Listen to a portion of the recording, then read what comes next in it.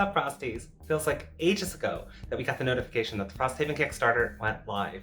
And a lot has changed since then. It's been a weird couple of years, and there's been a lot of delays, but finally, some of us have it. Anyone who knows me knows I was going to enjoy Frosthaven. I playtested it for some time, and I limited my playtest experience to just helping balance the classes, because that was something that was really important to me. If you didn't realize, I did so many videos on just tier lists, talking about rebalancing certain things and all of that. So finally, after taking over a year off of testing and finally being able to crack open that box, I was cautiously optimistic. I knew I was going to enjoy the new classes. They're fun to play, but where was everything else going to land? And was the magic still going to be there? Or was this just going to be another sequel that fell short of the original?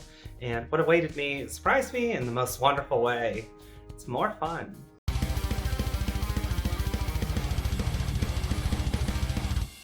Organizing Frosthaven took a hot minute, but when we were finally at Dragon's Roost and set it down, we gathered, first off, a little bit of a crowd as people saying, "What's that?" Some people just thought it was, Jesus, that's a big box. But there were a couple people like, Frosthaven here in Ohio? Always has been. But just unloading it, just the map tiles felt vividly more impressive than that of the Black Barrow and other scenarios that I've been grown accustomed to. And even playing a class I'd done dozens of tests with, the Drifter, everything just felt shiny again. Everything felt so fresh.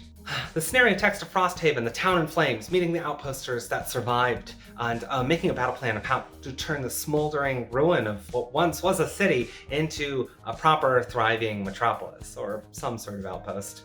I was immediately attached to the characters that I met, and out of the events, there were less of the, oh, here's the good and the bad one, but they're more like gray decisions, and sometimes things where you knew that the party could play to them, because we have character traits now, so like strong, resourceful, or educated, and sometimes that can change the outcome of certain events, so you have to kind of learn what traits your character has, just like, am I a Crygort or not? Which was kind of basic, and or some of the events that were just, this one's bad and this one's good. There's more nuance to the events that I just were particularly enjoying, including some events that have not just option 1 and 2, but option 3. But it just became more obvious how to play to the strengths of our team, and even some of the characters, like Zane, just became more interesting and likable. It's surprising because when I was playing through Gloomhaven, I blatantly called out some of the events that I felt was lazy, like 2 versions of the same event, and which one do you know?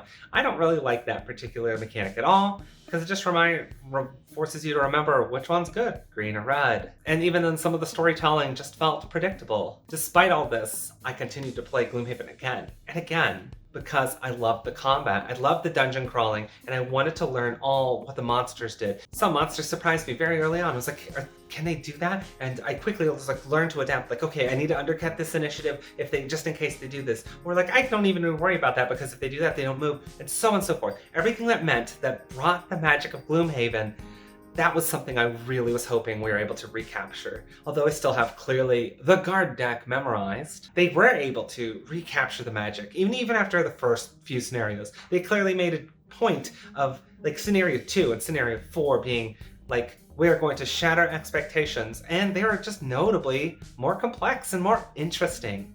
I had all this tempered expectation because I was worried that I was hyping myself would only lead to disappointment. But I was wrong. The spark came back. Everything felt shiny. The outpost phase is remarkable. Gaining benefits of the buildings, rebuilding the outpost, all the new classes just feel shiny and different. They're not just like rehashes of the old ones that we loved, or some of them that we loved. It was new. But it was still tangibly Gloomhaven. That was what was important. The combat didn't feel like something new, and I think that's a big complaint that some people had for Forgotten Circles is, well, this is Gloomhaven, but this scenario doesn't feel like Gloomhaven. It feels like I'm doing some sort of a weird puzzle.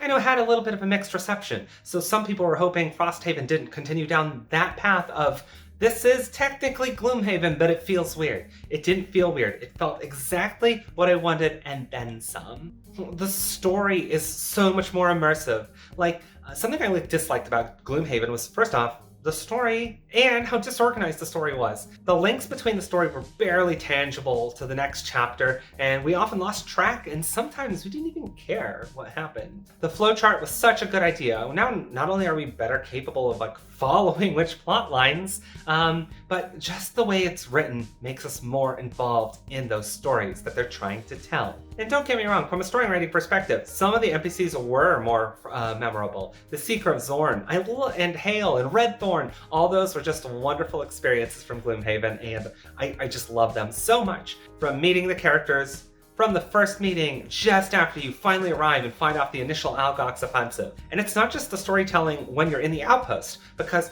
you do get immediately involved in that first Algox attack and get to meet some characters just as you've driven them off, and you're rebuilding and saying, what can we do next? Sure, that's great, but when you're in the dungeons, whew, it feels so good. Like, something I love about like RPGs and when we're doing tabletop games is usually as a forever DM, I'm able to set the scene and tell a story. And every time you navigate from room to room, there's interesting descriptions, something like, what's remarkable about this? And like describing a library, and you go from room to room and just finding everything fun about it. But Frosthaven has brought that. Every time you open a new door, it's not just, oh, there's imps here, let's kill them.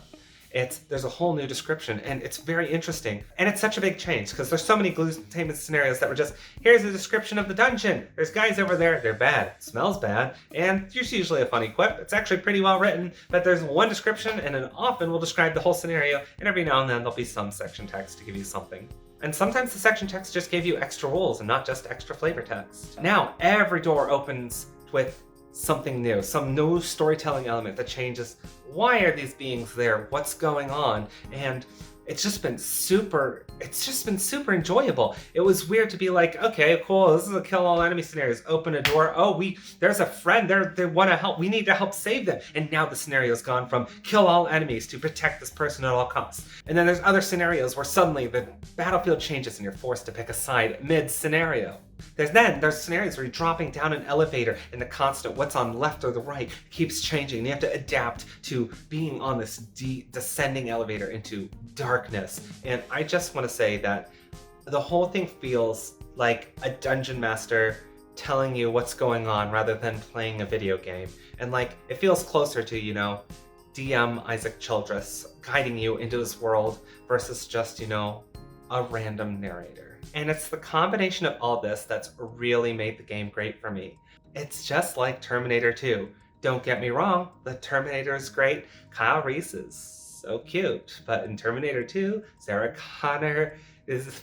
The whole point is the sequel's better. You clearly see an evolution in most regards. There's an immersion factor that's been changed. Not only that, but you got to meet some very interesting characters, and just the combat, instead of forcing you to do kill all enemies, there's some kill all enemies that even in those scenarios feel less boring because there's just more story elements to them. And even sometimes there's silly things, like Zane trying to paint imps because he killed all the doves.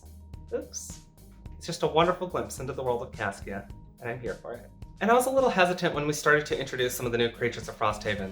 The Algox just looked like snowier, bigger Inox. The Lurkers were just crabs.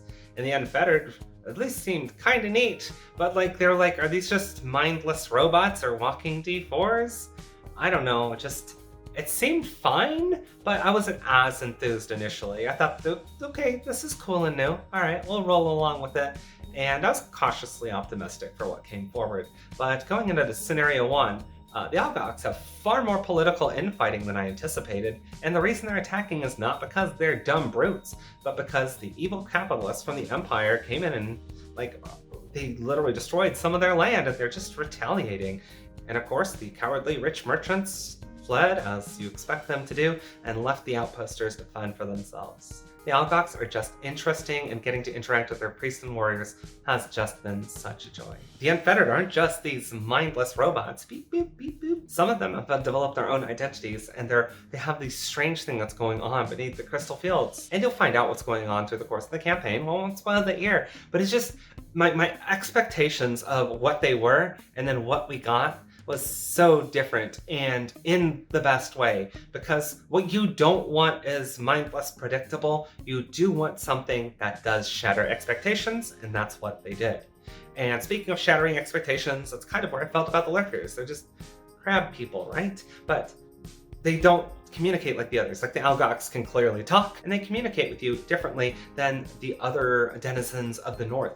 And that's just something I was like so taken aback with. And they have their own thing that's going on, and this drives the story further north into the shoals north of Frosthaven. And I was like, oh, well, crap, I want to find out more about these wonderful lurkers. And I did. And just mechanically speaking, every aspect of Frosthaven just is felt about discovery. You find a puzzle book and you discover all the things that eventually guide you to new things. You learn about the denizens of the North, what they're doing here and why. You learn how to mix potions, because you aren't just increasing on prosperity and just unlock the potions as you go. You have to figure it out for yourself. And as you build up, what buildings become more effective and what order, you just learn through discovery. And that's just what's been so remarkable about it. Because Gloomhaven, I got it, mastered it, it was fantastic. But what we needed to do is have that feeling of discovery all over again.